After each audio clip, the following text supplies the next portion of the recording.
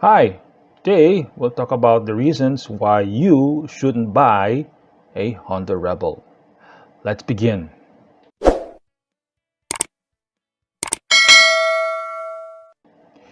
Hi, I'm Dean Rodbera and welcome to the Moto Dean vlog. First things first, don't get me wrong, I love the Honda Rebel. I love this motorcycle. If um, if I had a chance, I'd buy one Honda Rebel for every month that has a vowel in it. But nevertheless, not all bikes are perfect, or the Honda Rebel is not a perfect bike.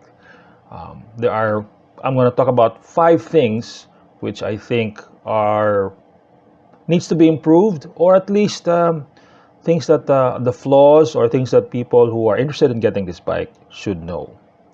All right. The first dislike, or the first reason why you shouldn't get a Honda Rebel, is the suspension. Now, of course, it's all relative and all that. It all depends on how big or how thin your butt is. But I think for some models, particularly those before 2020, the suspension is considered a bit stiff. As you know, the Cruiser, it has a low profile. Um, some countries have speed bumps. As you know, like in the Philippines, in my country, the Philippines has ugly or not very good speed bumps. I've had the Rebel scrape. I mean, the bottom of the Rebel scraped. Uh, the Rosna Rebel because I didn't go over the speed bumps at the right speed or angle. You can adjust the rear shocks, but I think the factory settings may not be right or perfect if your government is slow in fixing the roads. Okay, all right. So that's the first thing. The second thing, I think one of the flaws or the things that you should look out for in the Honda Rebel is its speed. Of course, again, as I said before, it's all relative. It's a cruiser, and you must know that it will do a comfortable 100 kilometers per hour or 60 miles per hour, depending on where you live or what your settings for the gauge is.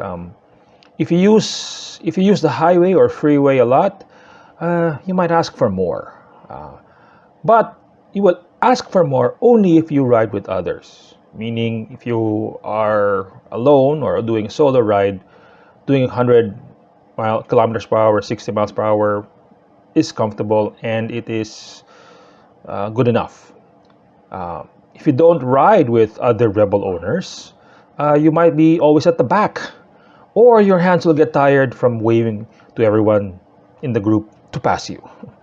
But if you ride the country roads or city streets where speed is a non-factor, you'll enjoy the sights unless you're riding up behind a car that hasn't changed its oil since the start of the pandemic. All right, that's done. All right, so now we have the third flaw, or the third thing that you should look out for in the Honda Rebel is that it has no rev counter or rev gauge, or you have no way to know the RPM of the motorcycle.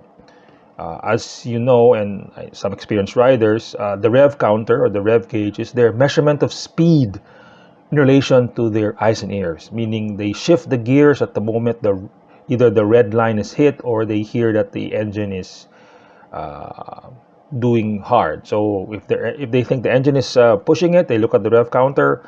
So either they downshift or upshift.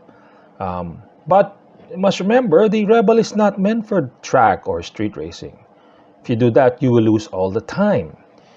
But just think, if you lose at the track or in the street, you'll always win for the style.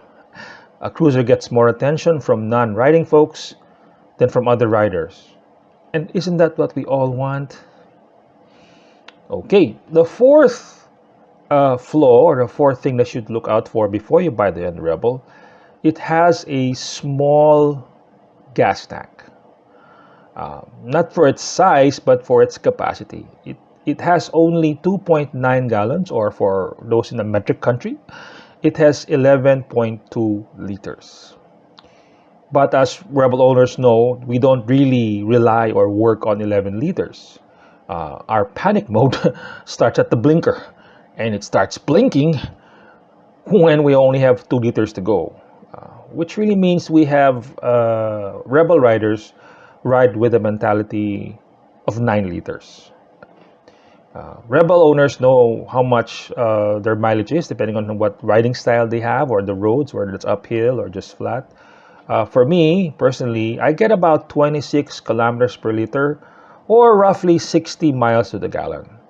So at full tank, I know I can go around 230 kilometers before I get desperate for a gas or petrol station for those you Commonwealth countries.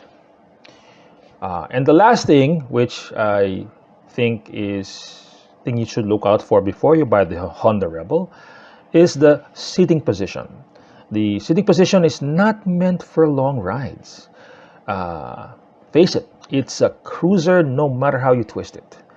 It has a low seat height, it has mid controls for your feet, and you have a level hand position depending how tall you are.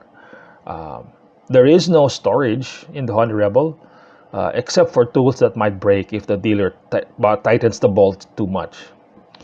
If you put saddlebags or panniers, those that are made for the Rebel are not really cheap, as you can see here in the picture. Either way, if you're going to put 3 bags, such as side bags, panniers, or a top bag, and you go for long rides, maybe one should have bought the 500X or the KTM 390 Adventure if it's for small size.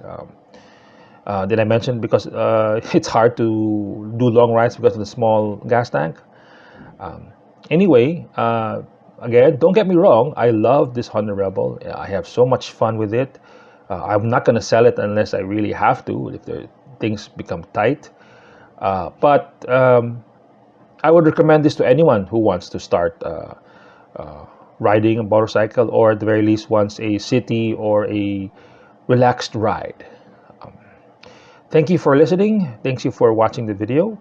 And if you have time, please do like this, hit that thumbs up, and hit that red button or that red rectangle down below that says subscribe. It does help my channel grow, and it'll make me make more videos just like this. Again, this is Dean Rod, signing off.